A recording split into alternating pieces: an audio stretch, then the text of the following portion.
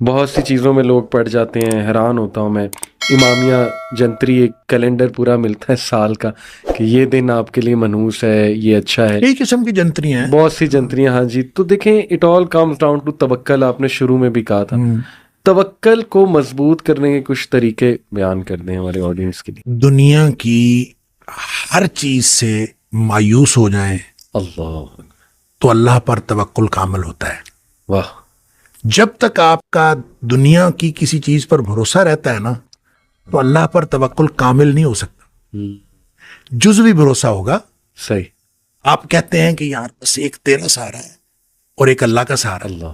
تو چلیں آپ پہلے یہ والا سہارا استعمال کر لیں. صحیح. پھر اللہ تعالیٰ کہتا ہے پھر آ جانا میرے پاس. تو آپ کیوں نہیں کہتے بس صرف اللہ کا سہارا ہے؟ کیا بات. یہ اسباب ہیں جی جی. اور ایک ہی طریقہ ہے، سارے اسباب استعمال کریں، بھروسہ مسبب الاسباب پر رکھیں. واہ. یہ توکل کا طریقہ ہے. جب آپ اسباب استعمال کرتے ہوئے بھروسہ بھی اسباب پر کرتے ہیں نا تو پھر اللہ کی مدد نہیں آتی. ان ینصرکم اللہ فلا غالب لکم.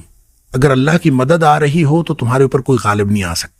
وَإِن يَخْذُلْكُمْ. اگر اللہ تمہیں چھوڑ جائے فَمَنْ ذَا الَّذِي يَنصُرُكُم مِّن بَعْدِهِ. پھر دنیا میں کوئی مددگار نہیں ہو سکتا. وَعَلَى اللَّهِ فَلْيَتَوَكَّلِ الْمُؤْمِنُونَ.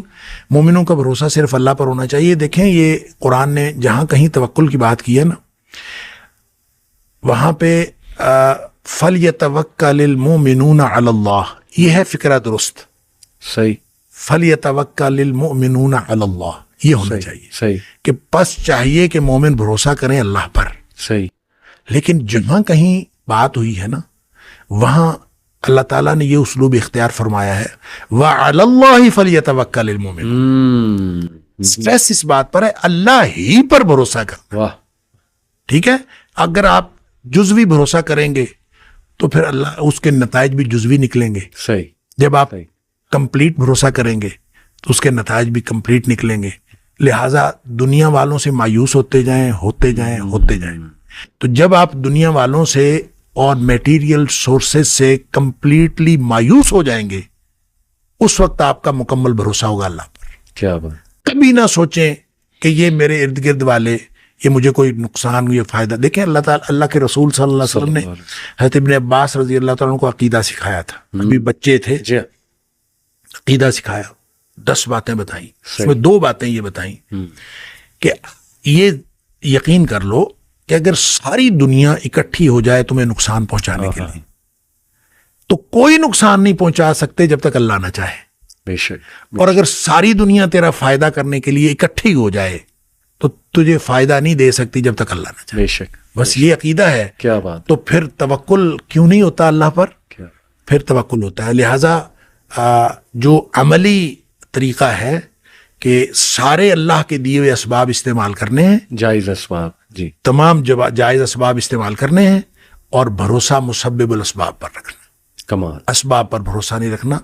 المسبب الاسباب پر بھروسہ رکھنا ہے. جس نے اسباب بنائے ہیں جب اس پر بھروسہ ہوگا تو انشاءاللہ نتائج ہمیشہ پازیٹیو نکلیں گے. اللہ پر اللہ ہمیں توکل کرنے والا بنائے. دیکھیں یہاں پہ استخارہ کتنا انٹرسٹنگ کانسیپٹ ہے. تو استخارے پہ یقین نہیں رکھنا. استخارے پہ اس ذائچے پہ یقین رکھنا. وہ کہتے ہیں لیکن استخارے کا ہمیں سمجھ نہیں آتی نا. رزلٹ نہیں سمجھ آنے والے تھے یہاں لاہور میں ہوتے تھے. اچھا. جب گاؤں میں تھے, میں پرانی بات کر رہا ہوں جب ہم زمانہ طالب علمی کی, تو وہ نام پوچھ کے نا تو اس کا ذائچہ بناتے تھے. صحیح. تو ہم نے بہت سارے ذائچے ان سے بنوائے. وہ چونکہ واقف تھے صحیح اور مفت ذائچے بناتے تھے. صحیح. ہم ان سے نہ پیسے لیتے تھے نہ کچھ. ہم تو بس ان کو نام بتاتے تھے, ان سے کہتے تھے ذائچہ بنا دیں. جی. وہ بیچارے پورا ایک نا 1.5-2 صفحے کا ذائچہ بنا کے انہوں نے بھیج دینا. ٹھیک. میں آپ کو انٹرسٹنگلی ایک اپنا بتاتا ہوں. انہوں نے میرے ذائچے میں جو لکھا, اچھا میرے ذائچے میں جو لکھا, جس حرف کے ساتھ انہوں نے کہا نا فلاں فلاں حروف کے ساتھ نام شروع ہو نا جی, تو اس کے ساتھ آپ نے شادی نہیں کرنی. اچھا. اللہ. تو فلاں فلاں حروف سے نام شروع تو آپ نے اس کے ساتھ آپ کی شادی ٹھیک رہے گی. صحیح. تو جن حروف کے ساتھ انہوں نے کہا تھا نا شادی نہیں کرنی, جی ہاں, میری شادی اس سے ہوئی. ماشاءاللہ ماشاءاللہ. اور الحمدللہ 33 سال ہو گئے. اللہ اکبر ماشاءاللہ. اور اب تک تو ٹھیک چل رہی ہے الحمدللہ. الحمدللہ. تو وہ جو ذائچہ تھا وہ کدھر گیا؟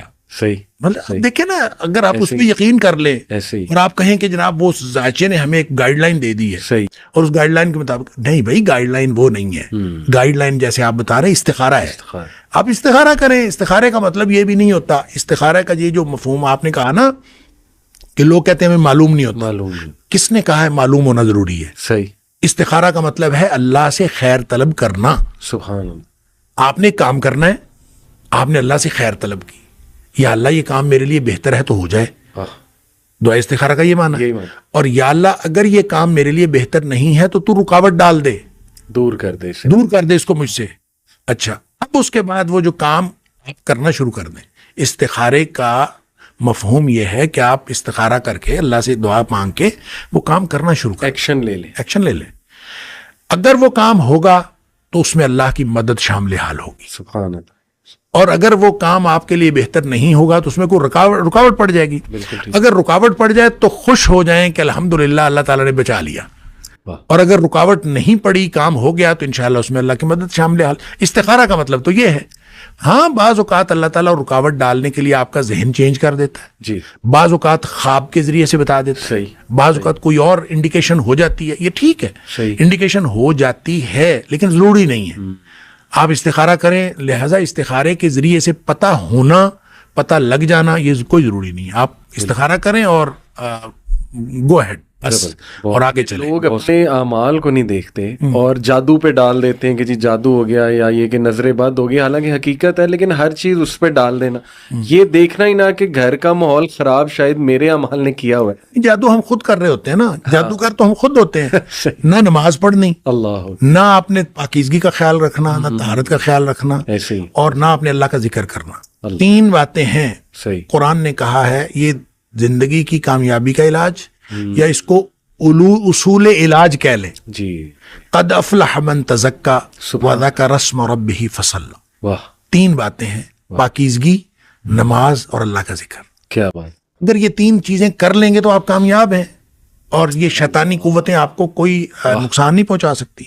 اور اگر آپ یہ تینوں چیزیں نہیں کرتے، دیکھیں آپ کا عقیدہ پاک ہونا چاہیے، آپ کا جسم پاک ہونا چاہیے، کپڑے پاک ہونے چاہیے، گھر پاک ہونا چاہیے، جس بستر پہ سوتے ہیں وہ پاک ہونا چاہیے، سارا ماحول آپ کا پاک ہونا چاہیے. اس کو پاک کر لیں، نماز کی پابندی کریں اور اللہ کا ذکر کریں. اور اللہ کے ذکر میں بھی صبح و شام کے اذکار کے علاوہ جو موقع بموقع دعائیں ہیں، گھر سے نکلنے کی دعا، باہر جانے کی دعا، مسجد داخل ہونے کی دعا، باہر نکلنے کی دعا، بیت الخلاء کی دعا، دودھ پینے کی دعا، کھانا کھانے کی دعا، یہ ساری دعائیں موقع بموقع بہترین ذکر ہے اللہ. اگر آپ یہ ان سب چیزوں کی پابندی کرنا شروع کر دیں اور نماز آپ پڑھتے ہیں، پاکیزگی کا آپ اہتمام کرتے ہیں، وضو آپ کا ٹھیک ہے، غسل آپ کا ٹھیک ہے، تو پھر اس کے بعد آپ کو پریشانی کس بات کی؟ اللہ نے گارنٹی دی قد افلح. کیا بات. وہ یقیناً کامیاب ہو گیا. وہ ہم کرتے نہیں ہیں.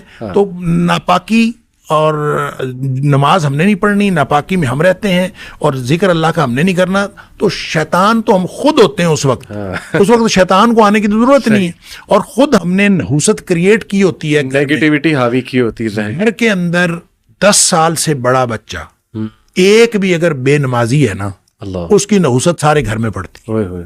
لہٰذا یہ ہو نہیں سکتا. وہ تھوڑی ہو سکتی ہے، زیادہ ہو سکتی ہے. تو وہ آپ نحوست خود پیدا کر رہے ہوتے ہیں. اور اس نحوست کو دیکھیں، 2 طرح کے لوگ ہیں جن کو شیاطین کچھ نہیں کہتے. ایک تو وہ جو شیاطین والے کام کر رہے ہیں، ان کو وہ کچھ نہیں کہتے. وہ کہتے ہیں یہ تو ہمارے نمائندے، تو وہ مزے سے زندگی گزار رہے ہیں. ایک وہ ہیں جن کا تحفظ اور پروٹیکشن بہت مضبوط ہے، جو گیپ نہیں دیتے. جو ذکر کے اندر، نماز کے اندر، پاکیزگی کے اندر کسی چیز میں گیپ نہیں دیتے. وہ ان کو بھی شیاطین کچھ نہیں کہہ سکتے. بالکل. جو ہمارے جیسے ہیں نا، کسی وقت نماز پڑھ لی، کسی وقت چھوڑ دی، کسی وقت پاکیزگی کا خیال کر لیا، کسی وقت ریلیکس ہو گئے. یہ جو گیپ دینے والے ہیں، ان کو پھر شیاطین تنگ کرتے ہیں. اور پھر وہ آپ اس کو نحوست کہیں، آپ جو مرضی کہیں،